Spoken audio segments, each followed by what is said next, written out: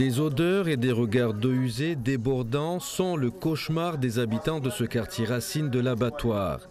Un phénomène fréquent, affirment les résidents victimes de ce désagrément. Regarde le trou qui est dans la porte là, il y a des cailloux dedans. Parce qu'elle n'était pas fermée bien. On ne sait pas les entreprises qu'ils ont fait, ils n'ont pas fermé. Ça ne s'ouvre pas, on ouvre avec les clés. Mais les enfants, ils l'ouvrent avec la main. Comment ils ont fait des trucs comme celle-là?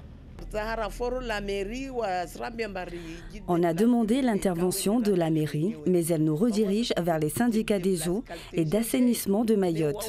Nous estimons que la mairie doit être notre relais auprès des syndicats des eaux. Le maire de Dzaoudzi l'Abattoir rappelle que ce problème est une compétence du syndicat des eaux et d'assainissement de Mayotte. J'ai eu ce matin le président de syndicat des eaux qui va dépêcher demain, je dirais, les services techniques pour voir exactement qu'est-ce qui se passe. Parce que le problème, c'est qu'il y a des gens qui sont branchés sans l'autorisation. Il y a d'autres qui déversent, je dirais, les eaux usées dans le caniveau. Donc il y a tout ça. Moi, ce que je dis, à chaque fois que la mairie a été saisie, on a été très réactif. Et là aussi, on va être très réactif. Donc je demande de la patience et que les travaux vont se faire. Il faut qu'on fasse du diagnostic d'abord. Et à partir de ce diagnostic, bien évidemment, on mettra les moyens pour mettre fin à ce désagrément que d'abord je m'en excuse à la population.